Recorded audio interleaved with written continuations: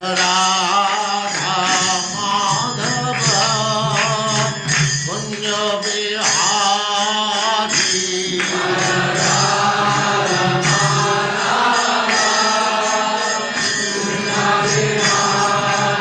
जय राधा माधव कुंज बिहारी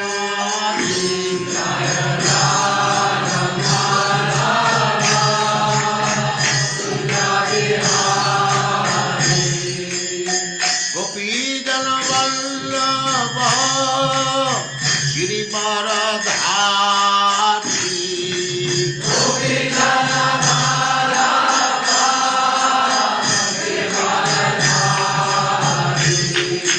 गोपीजन वल्लभ गिरिवरधारी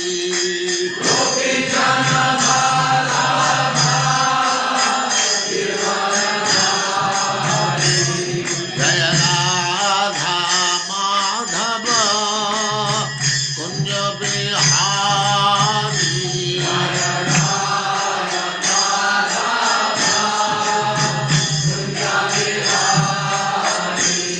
जय राधा माधव कुंज बिहारी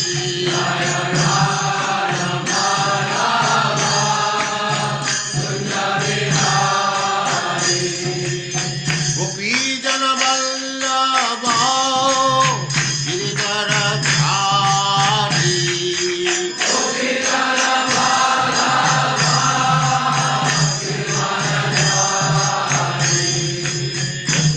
यशोदानंदन ब्रज जन रंजन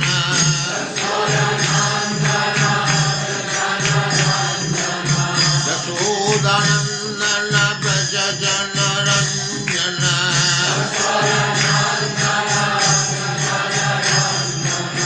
जमुना तीर वनचारी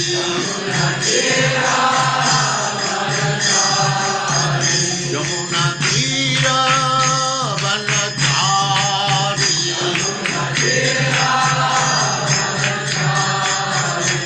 जय राधा माधव कुंज बिहारी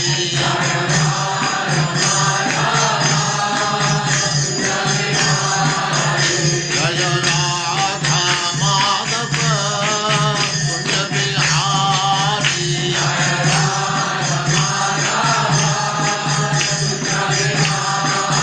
गोपीजन वल्लभ गिरिवरधारी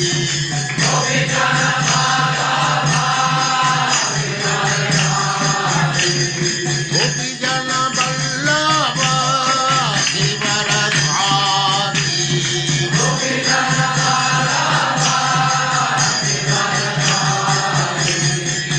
यशोदानंदन ब्रज जन रंजन यशोदानंदन ब्रज जन रंजन जमुना तीर वनचारी जय राधा माधव कुंज बिहारी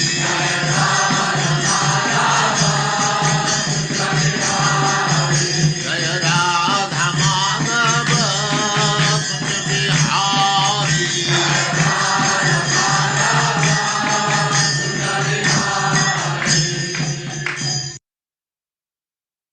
ओम नमो भगवते वासुदेवाय ओम नमो भगवते वासुदेवाय ओम नमो भगवते वासुदेवाय ओम ओम नमो नमो भगवते भगवते वासुदेवाय वासुदेवाय ओम नमो भगवते वासुदेवाय ओम नमो ओम भगवते नमो भगवते वासुदेवाय वासुदेवाय नारायणं नमस्कृत्य नारायणं नारायण नमस्कृत्य नरं चैव नरोत्तमं नरं चैव नरोत्तमं नरोत्तमम् देवीं सरस्वती व्यासं देवीं देवीं सरस्वतीं सरस्वती व्यासं व्यासम् ततो जयमुदीरये ततो जयमुदीरये नष्टप्रायेषु अभद्रेषु नष्टप्रायेषु नष्टप्रायेषु भद्रेषु भद्रेषु नित्यं भागवत सेवया नित्यं नित्यं भागवत भागवत सेवया सेवया भगवते उत्तम श्लोके भगवते भगवते उत्तम उत्तमा श्लोके श्लोके भक्तिर्भवति नैष्ठिकी। भक्तिर्भवति भक्तिर्भवति नैष्ठिकी। नैष्ठिकी। हरे कृष्णा, आपका सबका स्वागत है। हरे हरे कृष्णा कृष्णा प्रभु जी, दंडवत सादर प्रणाम प्रभु प्रणाम। जी। 31वें श्लोक से आगे बढ़ते हैं। भक्त की स्तुति चल रही है। यत् शक्तयो वदतां वादिनां वै विवाद संवाद भुवो भवन्ति कुर्वन्ति च येषां मुहुरात्ममोहम् तस्मै नमो अनंत गुणाय भूम्ने। मेरे साथ, यत् शक्तयो वदतां वादिनां वै यच्शक्त्यो वदतां वादिनां वै वादिनां वै विवाद संवाद भुवो भवन्ति विवाद विवाद संवाद भुवो संवाद भवन्ति भवन्ति कुर्वन्ति च येषां मुहुरात्ममोहम् कुर्वन्ति कुर्वन्ति चैषां चैषां मुहुरात्ममोहम् आत्ममोहम् तस्मै नमो अनंत गुणाय भूम्ने। तस्मै तस्मै नमो नमः नन्त गुणाय भूम्ने। गुणाय भूम्ने। शब्दार्थ, यत् शक्तयः, जिनकी नाना शक्तियां, पदतां, विभिन्न दर्शनों को बताने वाली, बाधितां, वक्ताओं के, भय निस्संदेह विवाद तर्क का, संवाद तथा रजामंदी विचार एक है। रजामंदी भुवः कारण, भवंती हैं, कुर्वन्ति उत्पन्न करते हैं, च तथा ऐसा उनके सिद्धांतवादियों के, मुहु निरंतर, आत्ममोहम आत्मा के अस्तित्व के विषय में मोह, तस्मय उसको, नमः मेरा सादर नमस्कार, अनंत असीम गुणाय दिव्य गुणों वाले, भूमने सर्वव्यापक प्रभु। मेरे साथ पढ़िए। मैं उन सर्वव्यापक भगवान को मैं उन मैं सर्वव्यापक उन उन भगवान सर्वव्यापक भगवान को को सादर नमस्कार करता हूँ, सादर सादर नमस्कार सादर करता नमस्कार हूँ, नमस्कार करता करता हूँ, हूँ। जो अनंत दिव्य गुणों से युक्त हैं। जो जो अनंत अनंत दिव्य गुणों से दिव्य युक्त गुणों से गुणों से युक्त हैं। युक्त हैं। वे विभिन्न मतों का प्रसार करने वाले, वे वे वे विभिन्न विभिन्न मतों विभिन्न मतों का का मतों प्रसार का प्रसार करने करने प्रसार वाले वाले, करने वाले, समस्त दार्शनिकों के हृदय के भीतर से समस्त समस्त समस्त दार्शनिकों के दार्शनिकों दार्शनिकों हृदय के के से हृदय के हृदय के भीतर भीतर से से कार्य करते हुए, कार्य करते कार्य कार्य हुए करते हुए उनसे उनकी ही आत्मा को भुलवाते हैं। उनसे उनसे उनसे उनकी ही उनकी उनकी ही आत्मा को आत्मा आत्मा बुलवाते को हैं। बुलवाते बुलवाते हैं। हैं। कभी उनमें परस्पर मतैक्य कराते हैं, कभी कभी उनमें उनमें परस्पर परस्पर मतैक्य कराते हैं, महत्व कराते हैं, परस्पर कराते हैं, तो कभी मत भिन्नता कराते हैं। तो तो कभी कभी मत मत भिन्नता कराते हैं। भिन्नता भिन्नता कराते कराते हैं। हैं। इस तरह वे इस भौतिक जगत में इस इस तरह तरह तरह वे इस वे इस भौतिक जगत में भौतिक भौतिक जगत जगत में में ऐसे स्थिति उत्पन्न करते हैं ऐसी ऐसी स्थिति स्थिति उत्पन्न स्थिति उत्पन्न करते उत्पन्न हैं करते करते हैं, हैं, जिसमें वे जिसमें जिसमें वे वे वे किसी भी दार्शनिक किसी भी किसी भी दार्शनिक दार्शनिक दार्शनिक निष्कर्ष पर नहीं पहुंच पाते। निष्कर्ष निष्कर्ष पर पर नहीं पहुंच नहीं पाते। पहुंच पहुंचते। पाते। ऐसे हैं भगवान, मैं उन्हें सादर नमस्कार करता हूँ। मैं उन्हें मैं नमस्कार उन्हें करता सादर हूँ। सादर नमस्कार नमस्कार करता करता हूँ। हूँ। हरे कृष्णा। तात्पर्य माता, हरे कृष्णा संदीप प्रभु जी। हरे कृष्ण प्रभु जी, दंडवत प्रणाम। हरे कृष्णा सभी को। तात्पर्य शीला प्रभुपाद के द्वारा शीला प्रभुपाद की जय। अनादिकाल से अथवा विराट जगत की सृष्टि काल से बद्ध आत्माओं ने दार्शनिक चिंतन के विविध वर्ग बना रखे हैं, किंतु भक्तों के साथ ऐसा नहीं है। अभक्तों में सृष्टि, पालन तथा संहार के विषय में भिन्न भिन्न विचार हैं, अतएव वे वादी तथा प्रतिवादी कहलाते हैं। महाभारत के कथन से ज्ञात होता है कि मुनि या चिंतक अनेक हैं। तर्को प्रतिष्ठा प्रतिष्ठा श्रुतयो विभिन्ना नाशव ऋषिर्यस्य मतम न भिन्नम। सारे चिंतकों में मतभेद होना आवश्यक है, अन्यथा परम कारण को सुनिश्चित करने वाले इतने विरोधी वर्ग क्यों होते। दर्शन का अर्थ है परम कारण की खोज। वेदांत सूत्र ने अत्यंत तार्किक बात कही है, अथातो तो ब्रह्म जिज्ञासा। मानव जीवन परम कारण को समझने के लिए मिला है। भक्तजन स्वीकार करते हैं कि परम कारण कृष्ण है, क्योंकि इस निष्कर्ष का समर्थन समस्त वैदिक वाङ्मय द्वारा तथा स्वयं कृष्ण द्वारा भी किया गया है, जो ये कहते हैं, अहम सर्वस्य प्रभव, मैं हर वस्तु का स्रोत हूँ। भक्तों को हर वस्तु के चरम कारण को समझने में कोई समस्या नहीं उठती, किंतु अभक्तों को अनेक विरोधी तत्वों का सामना करना पड़ता है, क्योंकि जो भी प्रमुख दार्शनिक बनना चाहता है वह अपना मार्ग खोजता है। भारत में दार्शनिकों के अनेक वर्ग हैं, यथा द्वैतवादी, अद्वैतवादी, विशेषक, मीमांसक, मायावादी तथा स्वभाववादी। इनमें से हर एक अन्यों का विरोध करता है।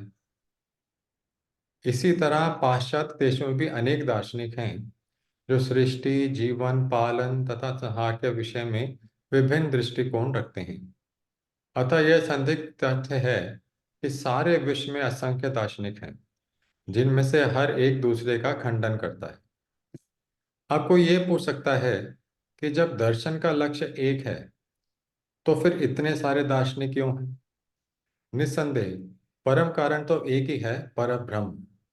जैसा कि भगवत गीता में अर्जुन ने कृष्ण से कहा, परम ब्रह्म परम धाम पवित्रम परमं भवान पुरुषम शाश्वतम दिव्यम दिव्यम आदिदेव मजम विभुम।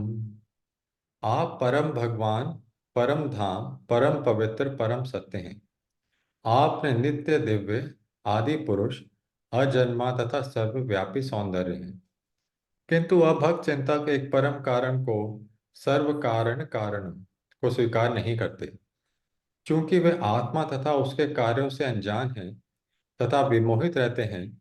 यद्यपि उनमें से कुछ तो आत्मा विषय तक अस्पृष्ट विचार होता है, किंतु अनेक विवाद उठ खड़े होते हैं और दार्शनिक चिंतक यानी मीमांसक कभी एक निष्कर्ष पर नहीं पहुंच सकते।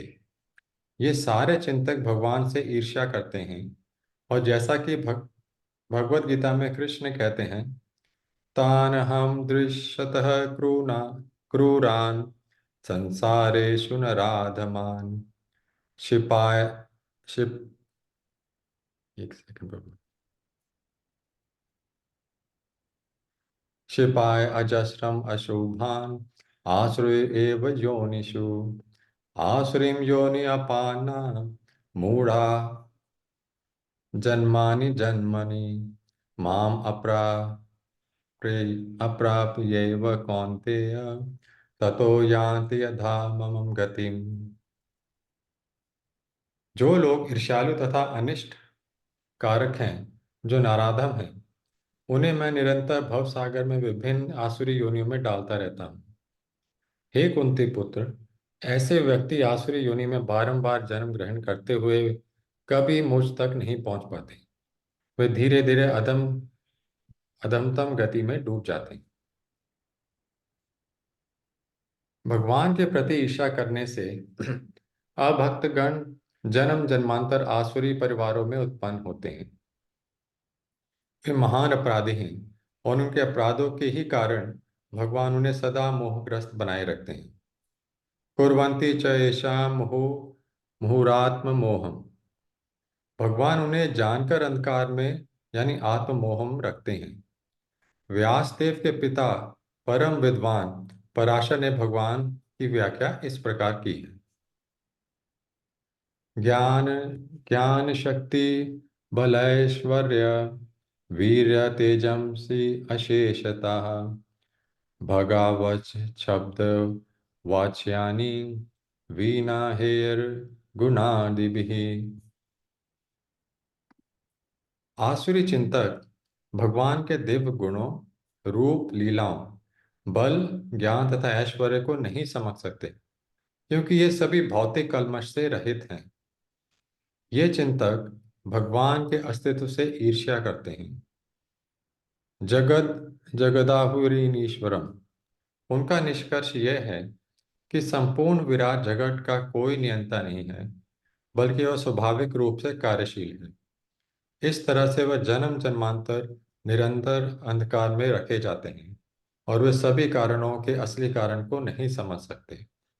दार्शनिक चिंता के अनेक पंथों के होने का यही कारण है। हरे कृष्णा प्रभु जी, धन्यवाद। हरे कृष्ण प्रभु, हरे कृष्ण। बहुत कॉम्प्लिकेटेड था जो प्रभुपाद ने बताया है, और ये बात बिल्कुल सही है। बहुत दार्शनिक हैं। दार्शनिक तो छोड़िए, दार्शनिक तो एक एक पथ है। बहुत सारे भक्त जो भगवान तक पहुंचना चाहते हैं, उनमें ही बहुत मतभेद है। वो कहते हैं ये सही है, कुछ कहते हैं ये सही है, कुछ कहते हैं ये करो, कुछ कहते हैं ये करो। तो उस उनमें ही बहुत मतभेद है। तो ये जो मुनि मुनि लोग हैं, आप ये समझ सकते हैं, इतनी बड़ी तपस्या करते हैं मुनि लोग। मुनियों में आपस में बहुत मतभेद होता है, क्यों भगवान के बारे में मुनि लोग भी अलग अलग विचार रखते हैं। कुछ विचार उनके एक चीज सबका एक है कि लक्ष्य भगवान है, लेकिन उसको भगवान को पाने के तरीके सबके अलग अलग बताए गए हैं। वो गलत नहीं है, लेकिन कहीं कहीं पर वो एक दूसरे का जो मत है उससे सहमत नहीं होते। क्योंकि एक तरीका क्या है, आपने कोन देखा होगा। कोन, हम ज्योमेट्री में कोन पढ़ते हैं, जिसका नीचे बेस होता है सर्कुलर, और वो फिर ऊपर जाकर के उसका एक समिट होता है ऊपर, जहां पर उस कोन आप समझ सकते हैं। मेरे ख्याल से कोन के रूप में आप लोग बहुत सारी चीजें यूज करते हैं। ये कोन का ये एक्सप्लेनेशन बहुत ही बढ़िया है। कोन में क्या होता है कि मैं इस तरफ हूं, आप उस तरफ हैं, हम एक दूसरे के बिल्कुल अपोजिट हैं। लेकिन जब हम ऊपर को चढ़ने लगते हैं कोन में, हमारी दूरी कम होने लगती है, और ऊपर चढ़े कम। जब आप ऊपर बिंदु पर पहुंच जाते हैं तो कोई डिफरेंस नहीं, क्योंकि भगवत प्राप्ति एक है, सबका लक्ष्य वही है, तरीके अलग अलग हैं। ये और लेकिन ये जो मैं ऐसा सोचता था पहले, भगवत गीता के 6ठे अध्याय को पढ़ने के बाद ये थ्योरी मेरी गलत हो गई। मैं पहले ऐसा सोचता था, कौन कौन को समझो, सब अलग अलग अपने से चल रहे हैं।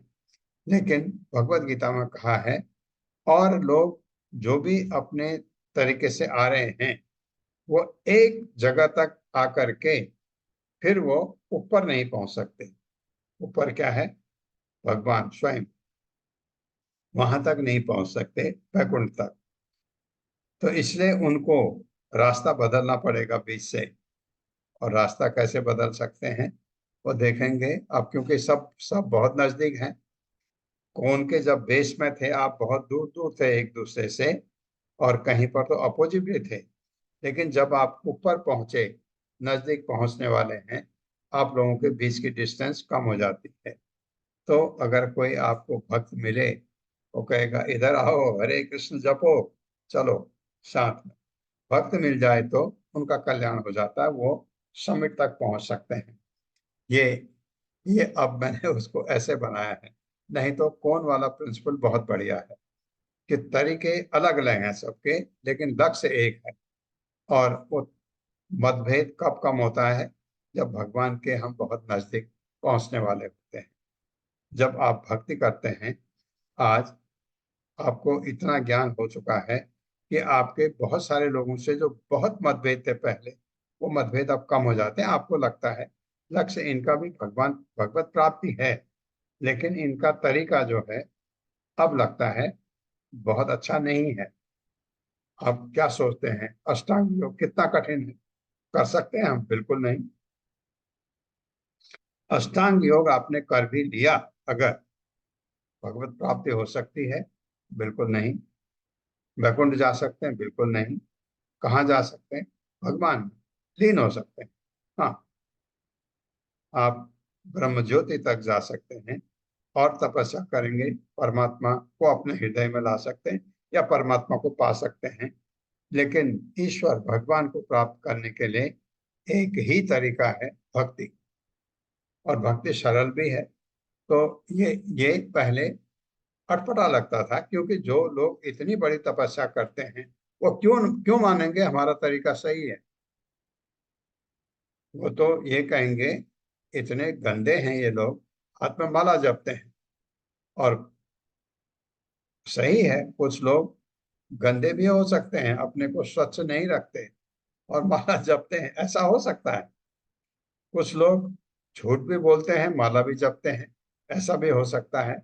कुछ लोग चाय कॉफी पीते हैं, माला जपते हैं। और ये ये चीजें वो कह सकते हैं, लेकिन माला जपने से ये अशुद्धियां धीरे धीरे धीरे धीरे गायब हो जाती हैं। चाय कॉफी पीने वाला चाय कॉफी छोड़ देता है। जो पहले, हालांकि मीठ खाने वाले को तो हम कभी नहीं कहते हैं माला जपो, वो जपे उसका मीठ खाना छूट जाता है।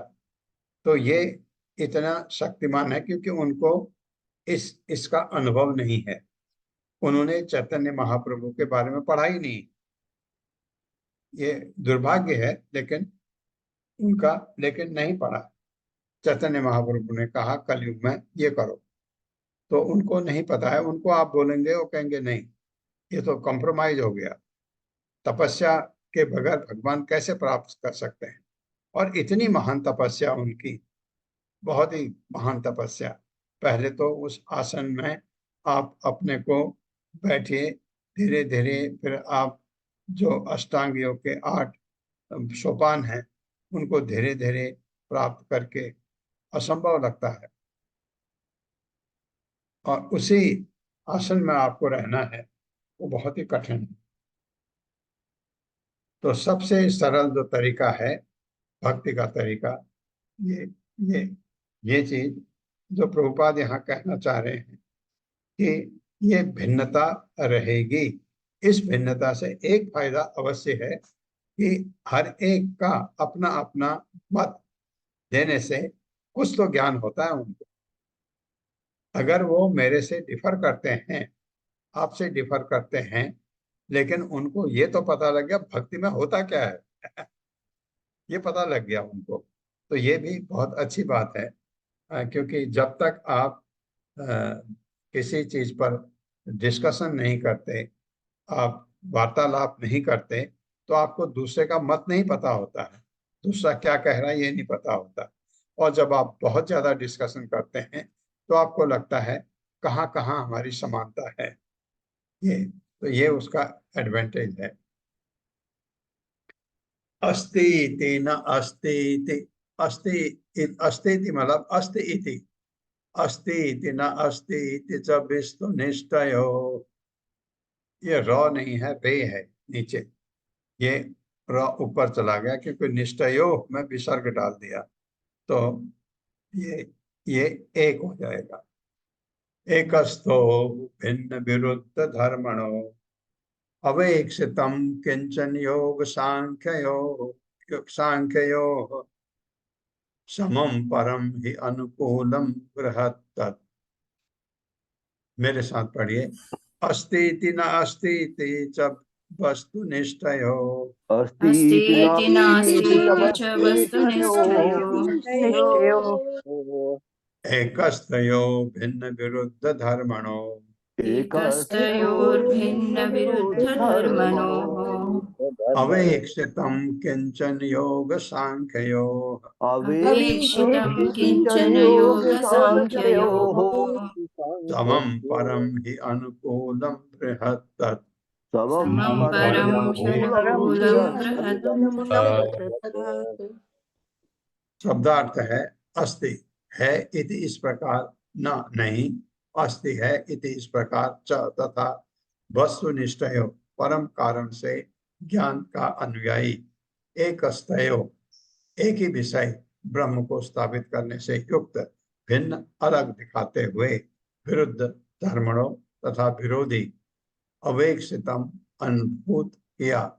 किंचन वह जो कुछ योग सांख्य योग तथा सांख्य दर्शन का समम समान परम दिव्य ही निसंदेह अनुकूलम निवासताम बृहत्तत् वह परम कारण। ये दक्ष से बता रहे हैं।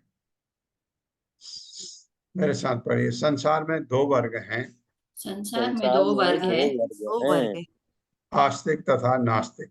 आस्तिक तथा नास्तिक।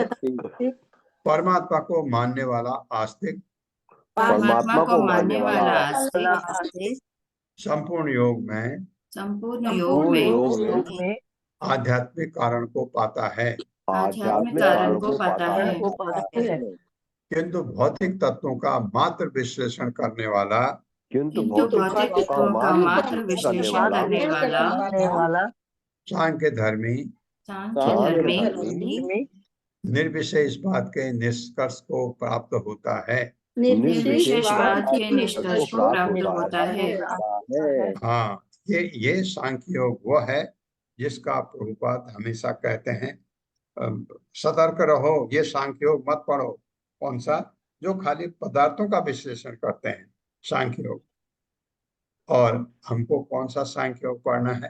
भगवान कपिल वाला। तो जब सांख्य योग की बात करते हैं, प्रभुपाद लिखते हैं, जब वो वाला सांख्य योग होता है जो भक्ति योग जैसा है। सांख्य योग क्या कहता है? पदार्थ से अपने को अलग रखो। और भक्ति क्या कहती है? भगवान से जोड़ो। एक ही बात हो। पदार्थ से अलग करो तो कहाँ जाओ? भगवान की तरफ जाओ।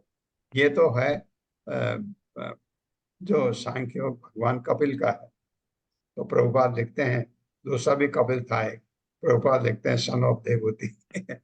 तो कहीं हम भ्रम न करें। तो वो ये सांख्य योग ये निर्विशेषवादी है। दूसरा कपिल जो था उसका सांख्य योग है। और परम कारण को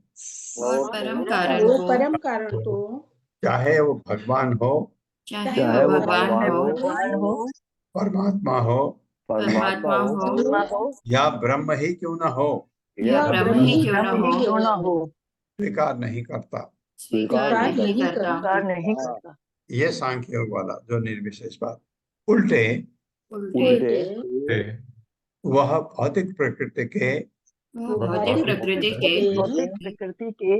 व्यर्थ बाह्य कार्यों में व्यस्त रहता है। बाह्य कार्यों में व्यस्त रहता है। किंतु अंततो गत्वा दोनों वर्ग एक परम सत्य की स्थापना करते हैं। क्योंकि विरोधी कथन करते हुए भी उनका लक्ष्य एक ही परम कारण होता है।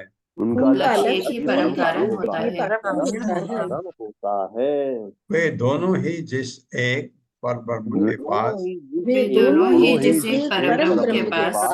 पहुँचते हैं, उन्हें मैं सादर नमस्कार करता हूँ। हाँ, हमारे हिसाब से वो भगवान तक तो नहीं पहुंच पाते, लेकिन इसमें दक्ष कह रहे हैं कि एक्चुअली लक्ष्य उनका भी है, वो भी जानना चाहते हैं। सर वो कहते हैं ये जो आप जिसको भगवान कह रहे हो ये भगवान नहीं है, वो ऐसा कहते हैं। तो उनका भगवान तो कोई है, लक्ष्य है, पहुंचना चाहते हैं। ये जो ये निर्विशेषवादियों का सांख्य योग है, कपिल वाला, दूसरे कपिल का, उसको लक्ष्य उसका भी है, वो भी कुछ पाना चाहता है। अपना जो सांख्य योग से बताना चाहता है कि कैसे आप उसको पा सकते हो जो शून्य है। भगवान को कुछ लोग शून्य बोलते हैं। तो ये, लेकिन लक्ष्य तो उसका भी है। एक्चुअली परम सत्य क्या है, लक्ष्य उसका भी है। तरीका उसका इतना गलत है हमको लगता है तो उसको हमारा गलत लगता है।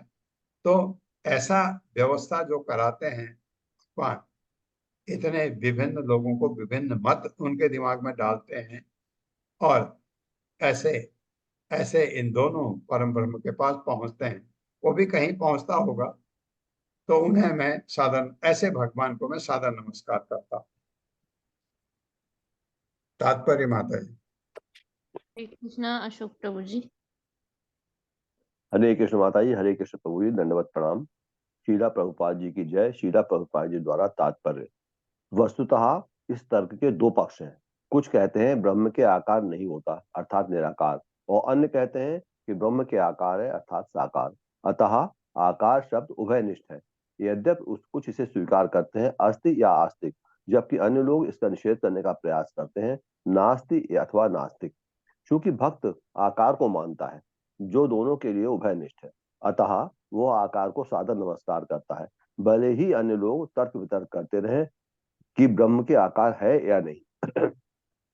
इस श्लोक में योग सांख्य योग शब्द अत्यंत महत्वपूर्ण है। योग का अर्थ है भक्ति योग, क्योंकि योगी जन सर्वव्यापक परमात्मा के अस्तित्व को स्वीकार करते हैं और उन्हें अपने हृदयों के भीतर देखने का प्रयास करते हैं। जैसा कि श्रीमद् भागवत में कहा गया है, ध्यानावस्थित तद्गतेन मनसा पश्यन्ते योगिनः। भक्त भगवान के प्रत्यक्ष संपर्क में आना चाहता है, जबकि योगी ध्यान द्वारा परमात्मा को अपने हृदय में ढूंढने का प्रयास करता है। इस तरह प्रत्यक्ष या अप्रत्यक्ष दोनों ही तरह से योग का अर्थ भक्ति योग है। किंतु सांख्य का अर्थ है चिंतन परक ज्ञान के माध्यम से विराट जगत का भौतिक अध्ययन। यह सामान्यतया ज्ञान शास्त्र कहलाता है। सांख्यवादी निर्विशेष ब्रह्म से जुड़े होते हैं, किंतु परम सत्य को तीन प्रकार से जाना जाता है। ब्रह्मेति परमात्मेति, ब्रह्मे परमात्मेति भगवान इति शब्दते। परम सत्य तो एक है, किंतु कुछ लोग उसे निर्विशेष ब्रह्म के रूप में, कुछ सर्वत्र विद्यमान परमात्मा के रूप में, तथा कुछ लोग भगवान के रूप में स्वीकार करते हैं। केंद्र बिंदु तो परम सत्य है। यद्यपि निर्विशेषवादी तथा सगुणवादी एक दूसरे से भिड़ते हैं, किंतु वे उसी परब्रह्म, उसी परम सत्य पर केंद्रित होते हैं। योग शास्त्र में कृष्ण का वर्णन इस प्रकार हुआ है। कृष्णम विशंगावरम अंबुजेक्षणम चतुर्भुजम शंख गदाध्युदायुधम। इस तरह से भगवान के आनंददायक शारीरिक स्वरूप के, उनके अंगों तथा उनके वेश का वर्णन किया जाता है। किंतु सांख्य शास्त्र भगवान के दिव्य रूप के अस्तित्व को नहीं मानता। सांख्य शास्त्र कहता है कि परम ब्रह्म के न तो हाथ है, न पांव और न नाम। हे नाम रूप गुण पाणि पादम चक्षुर श्रोत मेक द्वितीय यमपि नाम रूपाधिकम नास्ति। वैदिक मंत्रों में अपाणि पादों जवनों विहित कहा गया है, अर्थात परमेश्वर के पांव तथा हाथ नहीं है, किंतु जो कुछ भी उन्हें अर्पित किया जाता है उसे वे स्वीकार कर सकते हैं। वस्तुतः ऐसे कथन ये स्वीकार करते हैं कि ब्रह्म के हाथ पांव हैं, किंतु वे इस बात से इनकार करते हैं कि उन्हें भौतिक हाथ पांव है। इसीलिए ब्रह्म को अप्राकृतिक कहा गया है। भगवान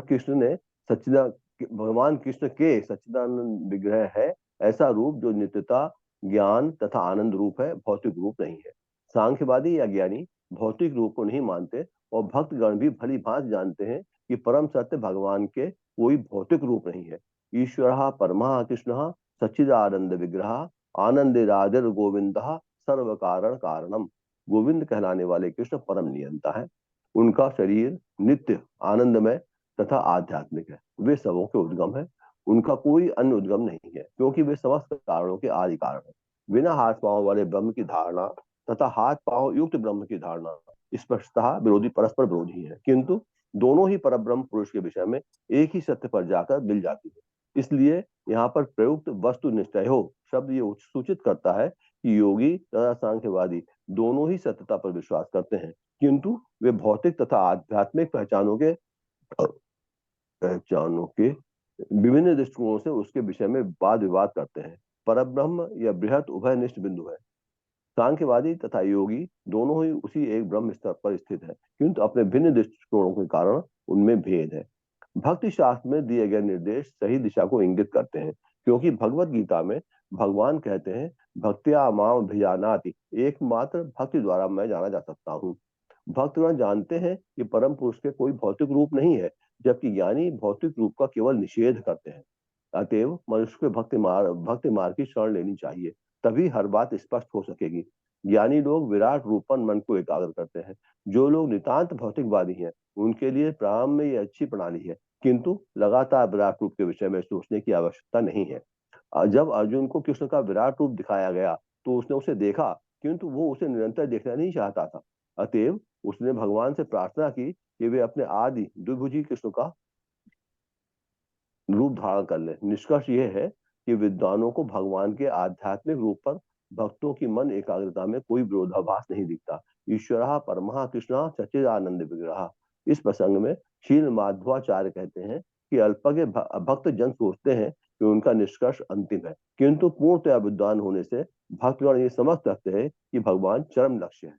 हरे कृष्ण प्रभु जी, हरे कृष्ण माता जी, धन्यवाद। ये जो दो मत हैं कि जो मानते हैं भगवान का रूप नहीं है, निराकार ब्रह्म वाले निराकार रूप में, और यहाँ पर प्रभुपाद ने समझाया कि वास्तव में भगवान का रूप भौतिक नहीं होता।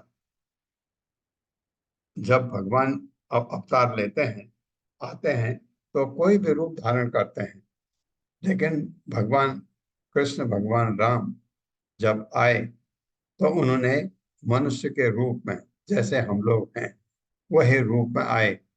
रूप वैसा है लेकिन शरीर पूरा दिव्य है भगवान का। ये फर्क आपको याद करना चाहिए। भगवान का जो असली रूप है आध्यात्मिक कैसा है किसी को नहीं पता कैसे है, लेकिन ये क्योंकि जब आप भगवान को कुछ चीज देते हैं वो स्वीकार करते हैं तो भगवान का हाथ तो है ही, भगवान चलते हैं तो पैर तो है ही, भगवान सोचते हैं, तो इसलिए बहुत चीज आप समझ सकते हैं कि ऐसा नहीं है जैसा वो कहते हैं कि रूप है ही नहीं। रूप है ही नहीं तो भगवान कहाँ बैठते हैं वो भी कहते हैं। भगवान वहाँ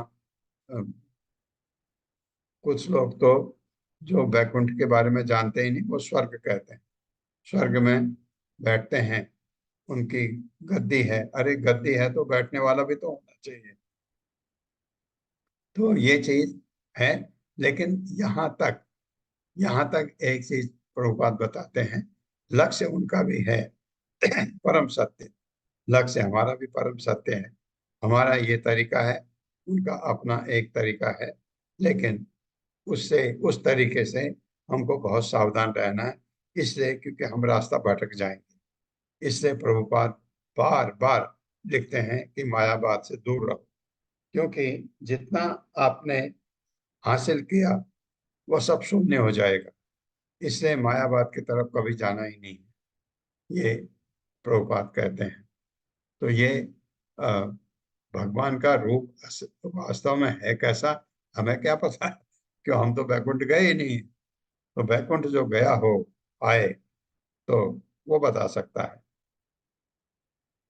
और बैकुंठ देखा है ब्रह्मा जी ने देखा है, तो इसलिए ब्रह्मा जी कुछ कहते हैं तो हमको, हालांकि बैकुंठ देखा उन्होंने और भगवान को भी देखा, क्योंकि भगवान ने उनको काफी कुछ बताया। या तो जिसने भी भगवान के दर्शन किए हैं वो बता सकता है कि उनका एक्चुअली रूप कैसा है। नहीं तो इस भौतिक जगत में वो जब भी किसी को दिखे हैं, जिस रूप में दिखे हैं वो रूप हमारे सामने आता है। ये हमारे सामने भगवान उस रूप में आते हैं, हमें वही स्वीकार है। हम क्यों माने, क्यों कल्पना करें उनका ऐसा मुंह होगा, ऐसा हाथ होगा, क्यों कल्पना करें। जिस रूप में वो हमारे सामने आते हैं हमको वही रूप पसंद भी है और उसी रूप की हमने आराधना करनी।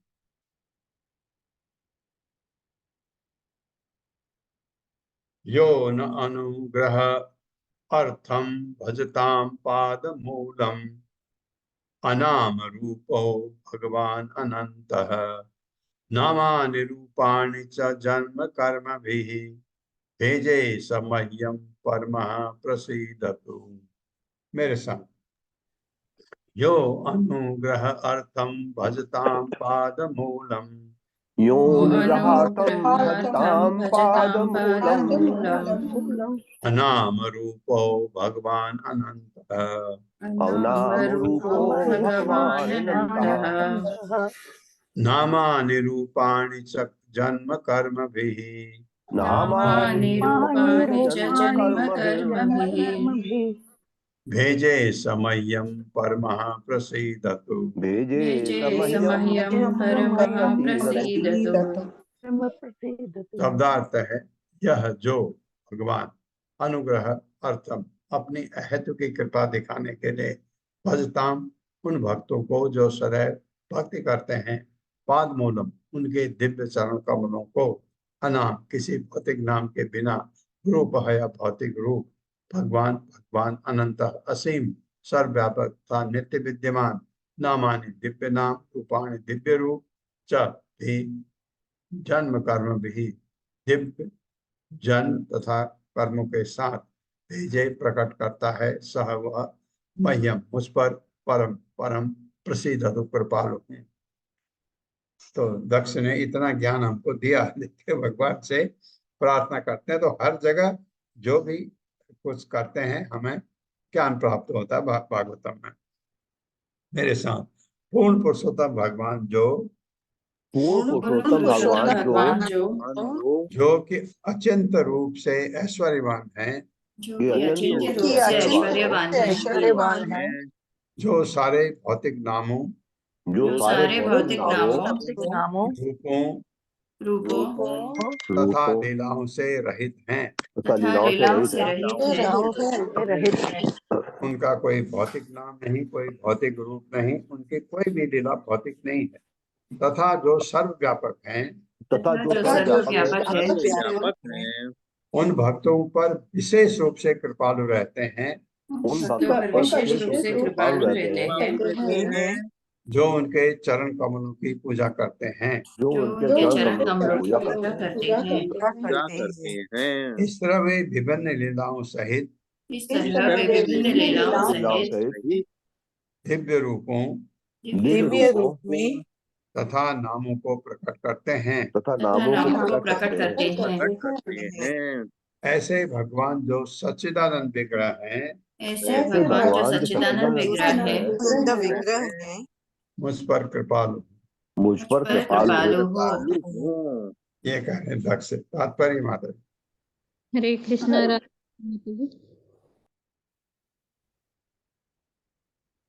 रश्मि माता जी। हरे कृष्णा। हरे कृष्ण माता जी। हरे कृष्ण प्रभु जी। शील प्रपात की जय। शील प्रपात द्वारा तात्पर्य महत्वपूर्ण शब्द अनाम रूप के विषय में श्री तो श्रीधर स्वामी कहते हैं प्राप्त नाम रूप रहितो अपि। अनाम शब्द का अर्थ है बिना नाम का। ये सूचित करता है कि भगवान का कोई भौतिक नाम नहीं है। अपने पुत्र को पुकारने के लिए नारायण नाम का उच्चारण करने मात्र से अजामिल को मोक्ष मिल गया। इसका अर्थ है कि नारायण कोई सामान्य संसारी नाम नहीं, ये अभौतिक है। इसलिए अनाम शब्द सूचित करता है कि भगवान के नाम भौतिक जगत से संबंधित नहीं होते। हरे कृष्ण महामंत्र की ध्वनि भौतिक ध्वनि नहीं। इसी तरह भगवान का रूप, उनका प्राकट्य तथा कार्य भी अभौतिक है। भक्तों तथा अभक्तों के प्रति अपनी अहेतुकी कृपा प्रदर्शित करने के लिए भगवान कृष्ण इस भौतिक जगत में नाम रूप तथा लीलाओं के साथ प्रकट होते हैं जो सारे के सारे दिव्य हैं। इसे न समझ पाने वाले बुद्धिहीन व्यक्ति इन नामों रूपों तथा लीलाओं को भौतिक समझते हैं और इसीलिए वे उनके नाम या रूप को स्वीकार करने से इनकार करते हैं। अभक्त जो ये कहते हैं कि ईश्वर का कोई नाम नहीं है और भक्त जो ये कहते हैं कि उनका नाम भौतिक नहीं है, उन दोनों के निष्कर्ष जांच करने पर व्यवहारता एक जैसे हैं। भगवान के कोई भौतिक नाम रूप जन्म अव्यभाव या तिरोभाव नहीं होता, किंतु फिर भी वे जन्म लेते हैं, जैसा कि भगवद गीता 4.6 में कहा गया है। अजोपि सन्व्यतात्मा भूतानामि सरोश्रीपि सन प्रवृत्ति स्वामधिष्ठाये संभवाम्यात्म मायया। यद्यपि भगवान अजन्मा अज हैं और उनके शरीर में भौतिक परिवर्तन नहीं होते, फिर भी वे अवतार के रूप में प्रकट होते हैं और अपने को सदैव दिव्य पद पर, शुद्ध सत्व पर बनाए रखते हैं। इस प्रकार वे अपने दिव्य रूप, नाम तथा कार्य प्रदर्शित करते हैं। वो अपने भक्तों के प्रति उनकी विशेष कृपा है। अन्य कोई इस बात को तर्क करते हैं कि परम ब्रह्म के रूप है कि नहीं, किंतु जब भक्त भगवान को साक्षात देखता है तो वो आध्यात्मिक रूप से भाव में हो जाता है। अज्ञानी लोग कहते हैं कि भगवान कुछ नहीं करते, वस्तुतः उनके पास करने के लिए कुछ भी नहीं है, फिर भी उन्हें सब कुछ करना होता है, क्योंकि उनकी स्वीकृति के बिना कोई कुछ भी नहीं कर सकता। किंतु अज्ञानी ये नहीं देख सकता कि वे किस तरह कार्य करते हैं और किस तरह समूची पृथ्वी उनके निर्देशन में कार्य करती है। उनकी विभिन्न शक्तियां पूर्ण रूपेण कार्य करती, न तस्य कार्ये करणं न विद्यते, न तस्मश्चाभ्यधिक कश्चित् दृश्यते। परास्य शक्तिर्विविधैव श्रूयते, स्वाभाविकी ज्ञान बल क्रिया च। श्वेताश्वर उपनिषद 6.8 से लिए गया है। उन्हें स्वयं भी कुछ नहीं करना पड़ता, क्योंकि उनकी शक्तियां पूर्ण हैं, अतः हर काम उनकी इच्छा से तुरंत पूरा हो जाता है। जिन लोगों को भगवान की अनुभूति नहीं हुई है, वे ये नहीं देख सकते कि वे किस तरह कार्य करते हैं। अतः ये सोचते हैं कि यदि ईश्वर हो भी तो उसे ना तो कुछ करना पड़ता है, ना ही उसका कोई विशेष नाम है। वस्तुतः भगवान के दिव्य कार्यकलाप के कारण उनका नाम पहले से विद्यमान है। भगवान कभी कभी पूर्ण कर्म नाम कहलाते हैं, क्योंकि उनका नाम उनके दिव्य कार्यों के अनुसार रखा जाता है। एक मिनट रुकिए माता जी, एक मिनट। पल्लवी माता जी, जी प्रभु जी। मैं आपको को होस्ट बना रहा हूँ, होस्ट बना रहा हूँ, इसको पूरा कराइए तो। जी प्रभु जी।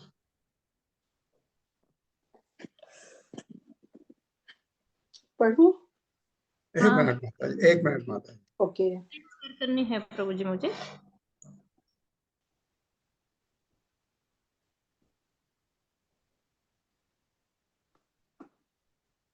संदीप प्रभु जी, आपने ओपन किया है क्या ये?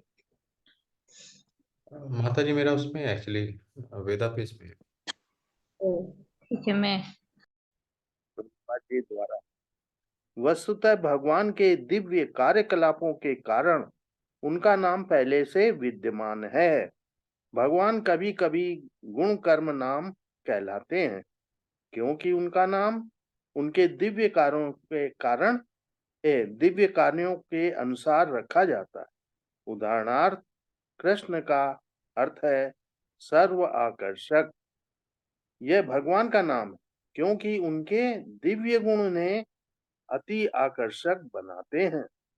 छोटे बालक के रूप में उन्होंने गोवर्धन पर्वत उठाया और अपने बालपन में उन्होंने कई असुरों को मारा। ऐसे कार्य अति आकर्षक हैं, इसीलिए वे कभी कभी गिरधारी, मधुसूदन, अग्निसूदन इत्यादि कहलाते हैं। चूंकि उन्होंने नंद महाराज के पुत्र की भूमिका निभाई, इसलिए वे नंद तनुज कहलाते हैं। ये नाम पहले से हैं, किंतु बात यह है कि अभक्त गण भगवान के नामों को समझ नहीं पाते, अतः वे कभी कभी अनाम अर्थात बिना नाम के कहलाते हैं। इसका अर्थ यह हुआ कि उनके भौतिक नाम नहीं है, उनके नाम कार्यकलाप आध्यात्मिक हैं, इसलिए उनके नाम आध्यात्मिक हैं। फिर कह रहे हैं, सामान्यतया अल्पज्ञ लोग इस भाव में रहते हैं कि भगवान के कोई रूप या आकार नहीं होता, इसलिए वे अपने आदि कृष्ण सच्चिदानंद विग्रह रूप में कुरुक्षेत्र युद्ध में भाग लेने के अपने लक्ष्य को तथा भक्तों की रक्षा करने और असुरों के विनाश की लीलाओं को पूरा करने के लिए प्रकट होते हैं। परित्राणाय साधूनां विनाशाय च दुष्कृताम। यह तो उनकी कृपा है। जो लोग ये सोचते हैं कि भगवान के कोई रूप नहीं है और करने के लिए उनके पास कोई काम नहीं है, उन्हें यह दिखाने के लिए कृष्ण आते हैं कि सचमुच वे कार्य करते हैं। वे इतने यशस्वी ढंग से कार्य करते हैं कि कोई अन्य व्यक्ति ऐसे असामान्य कार्य नहीं कर सकता। यद्यपि वे मनुष्य रूप में प्रकट हुए थे, किंतु उन्होंने 16,108 पत्नियों के साथ विवाह किया था, जो सामान्य व्यक्ति के बूते की बात नहीं है। भगवान ऐसे कार्य लोगों को यह दिखाने के लिए करते हैं कि वे कितने महान हैं, कितने वत्सल हैं और कितने दयालु हैं। यद्यपि उनका आदि नाम कृष्ण है, कृष्णस्तु भगवान स्वयं, किंतु वे असंख्य तरीके से कार्य करते हैं। इसलिए उनके कार्यों के अनुसार उनके हजारों नाम हैं। हरे कृष्णा। माता जी, प्रभु जी। हरे कृष्णा। हरे कृष्णा प्रभु जी, धन्यवाद। धन्यवाद माता जी। हर्षम माता जी, क्या करना है? रुकना यहाँ है तक या ही यहाँ तक ही माता जी। ठीक है, तो प्रभु जी का वेट करें या फिर? प्रभु जी ने वेट करने को बोला। नहीं, ऐसा तो कुछ नहीं बोले प्रभु जी, सिर्फ बोले नहीं।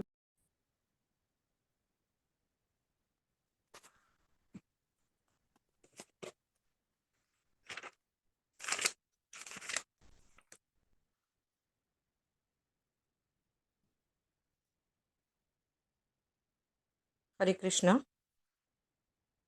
सोनिया अग्रवाल माता जी। हरे कृष्ण माता जी श्लोक पढ़ो। हरे पल्लवी कृष्ण माता जी। हरे कृष्ण पल्लवी माता जी, पहले श्लोक पढ़ाएंगे ना? जी जी।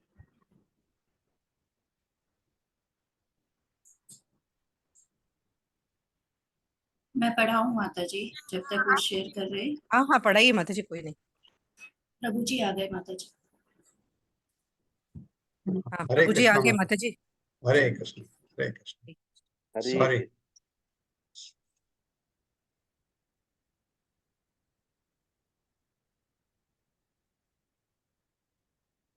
कौन सा श्लोक है माता जी? वही है?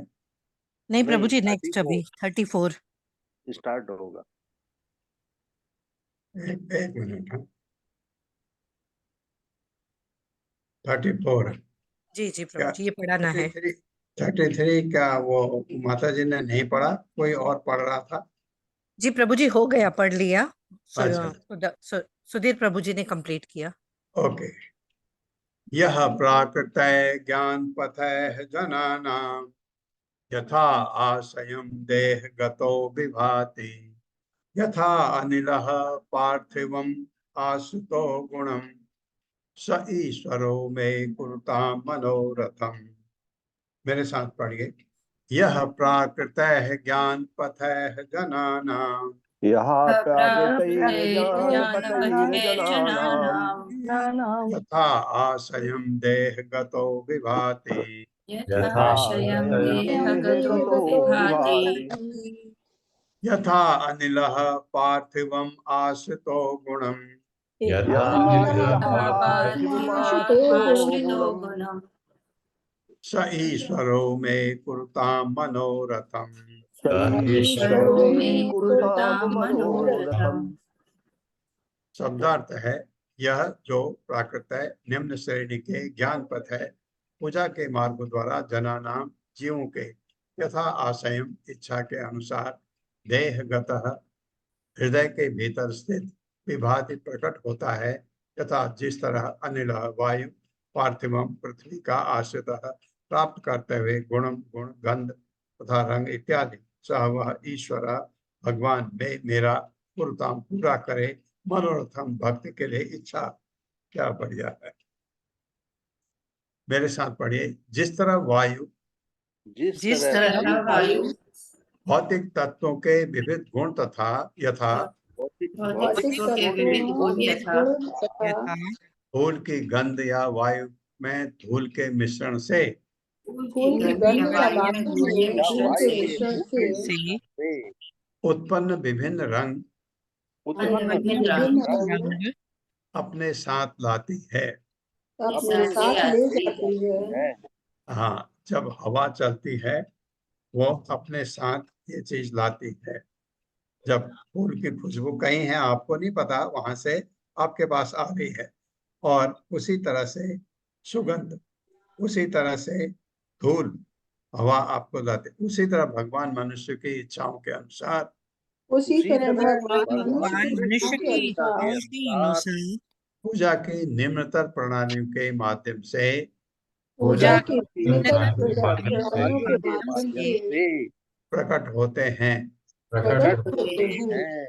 यद्यपि वे देवताओं के रूप में प्रकट होते हैं, यद्यपि वे देवताओं देवताओं के के रूप में प्रकट होते हैं, अपने आदि रूप में नहीं। अपने आदि रूप में नहीं। तो इन अन्य रूपों का क्या लाभ है? तो इन अन्य रूपों का क्या क्या लाभ है? क्या लाभ है? ऐसे आदि भगवान मेरी इच्छाएं सब पर पूर्ण करें। ऐसे भगवान मेरी इच्छाएं परिपूर्ण करें। पूर्ण करें मतलब पूर्ण करें भगवान को। ऐसे हैं भगवान। कैसे? निम्नतर प्रणालियों के माध्यम से प्रकट होते हैं। इसकी पूजा की निम्नतर प्रणाली, हमारी प्रणाली तो निम्नतर ही है, हम भगवान की जो करते हैं इस तरह वो प्रकट हो जाते हैं। और कैसे आते हैं? देवताओं के रूप में, मतलब मनुष्य के रूप में, क्योंकि देवता भी मनुष्य जैसे हैं ना देखने के, उस रूप में आते हैं। अपने आदि रूप में नहीं। आदि रूप उनका कैसा है वैकुंठ में हमको नहीं पता है। तो इन अन्य रूपों का क्या लाभ है? ऐसे आदि भगवान मेरी इच्छाएं परिपूर्ण करें। तात्पर्य सोनिया माता जी। कृष्ण प्रभु जी। श्री प्रभुपाद जी की जय। तात्पर्य श्री प्रभुपाद जी के द्वारा निर्विशेषवादी कल्पना करते हैं कि विभिन्न देवता श्री भगवान के रूप है। उदाहरणार्थ, मायावादी 5 देवताओं पंचोपासना की पूजा करते हैं। वे वास्तव में श्री भगवान के रूप में विश्वास नहीं करते, किंतु पूजा के निमित्त वे किसी रूप को ईश्वर मान लेते हैं। सामान्यतया वे भगवान विष्णु का रूप, शिव का रूप, गणेश, सूर्यदेव तथा दुर्गा के रूपों की कल्पना करते हैं। यही पंचोपासना कहलाती है। किंतु दक्ष किसी काल्पनिक रूप की नहीं, अपितु भगवान श्री कृष्ण के परम रूप की पूजा करना चाहता था। इस संदर्भ में श्रील विश्वनाथ चक्रवर्ती ठाकुर पूर्ण पुरुषोत्तम भगवान तथा एक सामान्य जीव के अंतर का वर्णन करते हैं। जैसा कि पिछले किसी श्लोक में इंगित किया जा चुका है, सर्वम पुमान वेद गुणाश्च तज्ञो न वेद सर्वज्ञ मनंत मीडे। सर्वशक्तिमान श्री भगवान हर बात जानते हैं, किंतु जीव वास्तव में पूर्ण पुरुषोत्तम भगवान को नहीं जानता। जैसा कि भगवान श्री कृष्ण ने श्रीमद् भगवत गीता में कहा है, मैं सब कुछ जानता हूँ किंतु कोई भी मुझे नहीं जानता। श्री भगवान तथा सामान्य जीव में यही अंतर है। श्रीमद् भागवतम में एक स्तुति में महारानी कुंती कहती है, हे प्रभु, आप अंदर तथा बाहर विद्यमान हैं, फिर भी कोई आपको देख नहीं सकता। बद्धात्मा ज्ञान अथवा कल्पना से परिपूर्ण पुरुषोत्तम भगवान को नहीं समझ सकता। इसलिए मनुष्य को भगवत कृपा से पूर्ण पुरुषोत्तम भगवान को जानना चाहिए। वे अपने आप को प्रकट करते हैं, किंतु वे कल्पना द्वारा नहीं समझे जा सकते। श्रीमद् भागवतम में कहा गया है, अथापिते देव पदाम्बुजद्वया प्रसादलेशानुगृहीत एव हि जानाति तत्त्वं भगवन्महिम्नो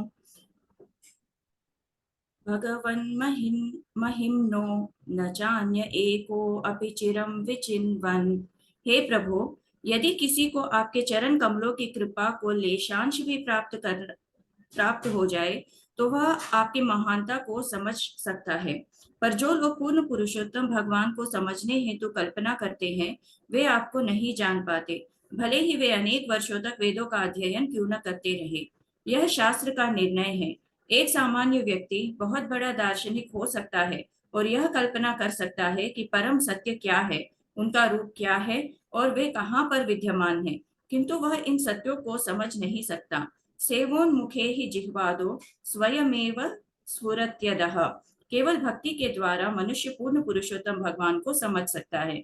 इसकी व्याख्या स्वयं पूर्ण पुरुषोत्तम भगवान ने श्रीमद् भगवद गीता में की है।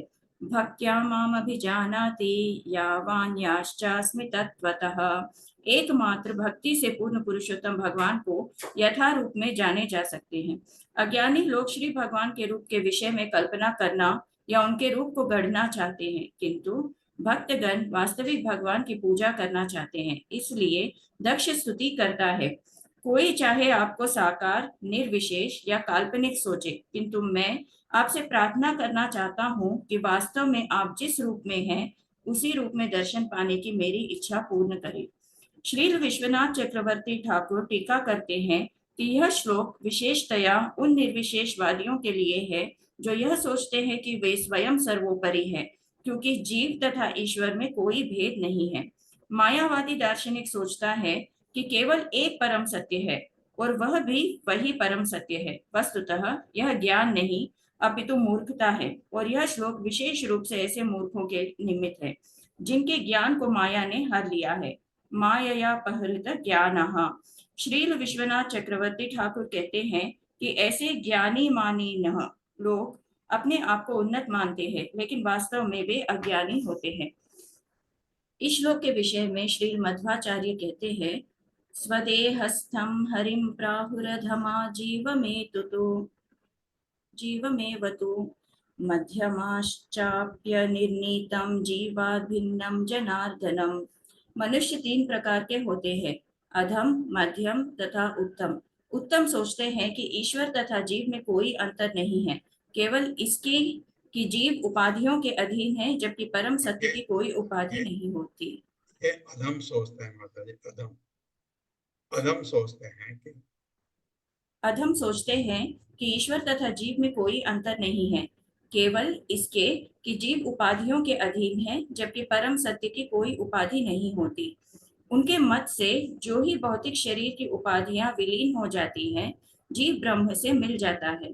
वे घटाकाश पटाकाश का तर्क देते हैं, जिसमें शरीर की उपमा उस घट यानी बर्तन से दी जाती है जिसके अंदर तथा बाहर आकाश है। जब यह बर्तन टूटता है तो अंदर का आकाश बाहरी आकाश से एकाकार हो जाता है। अतः निर्विशेषवादी कहते हैं कि जीव ब्रह्म से एकाकार हो जाता है। यह उनका तर्क है, किंतु श्री मध्वाचार्य कहते हैं कि ऐसा तर्क अधम लोग प्रस्तुत करते हैं। दूसरी श्रेणी यानी मध्यम के लोग यह निश्चित नहीं कर पाते कि परम का वास्तविक स्वरूप क्या है, किंतु वे यह मानते हैं कि एक ऐसे सर्वोपरि है जो सामान्य जीव के कार्यों का नियंत्रण करते हैं। ऐसे दार्शनिक सामान्य माने जाते हैं, किंतु सर्वश्रेष्ठ वे हैं जो परमेश्वर को समझते हैं। सच्चिदानंद विग्रह पूर्णानंदादि गुणकम सर्वजीव विलक्षणम। उनका स्वरूप पूर्ण रूपेण आध्यात्मिक आनंद से पूर्ण तथा बद्धात्मा या किसी अन्य जीव से सर्वथा भिन्न है। उत्तमास्तु हरिम प्राहुस्तारतभ्येन तेषु च। ऐसे दार्शनिक सर्वश्रेष्ठ है क्योंकि वे जानते हैं कि पूर्ण पुरुषोत्तम भगवान विभिन्न भौतिक गुणों वाले पूजकों के समक्ष भिन्न भिन्न रूपों में अपने आप को प्रकट करते हैं। वे जानते हैं कि 3,30,00,000 देवता बद्धात्मा को यह आश्वस्त करने हेतु है कि एक परम शक्ति है और वे उसे इनमें से किसी एक को देवता को पूजने के लिए प्रेरित करने के लिए, जिसमें वह भक्तों की संगति से यह समझ सके कि भगवान श्री कृष्ण पूर्ण पुरुषोत्तम भगवान है। जैसा कि श्रीमद् भगवद गीता में भगवान श्री कृष्ण कहते हैं, मत्तः परतरं नान्यत् किंचिदस्ति धनंजय। मुझसे श्रेष्ठ कोई सत्य नहीं है। अहम आदिर्हि देवानां। मैं समस्त देवताओं का उद्गम हूँ। अहम सर्वस्य प्रभवः।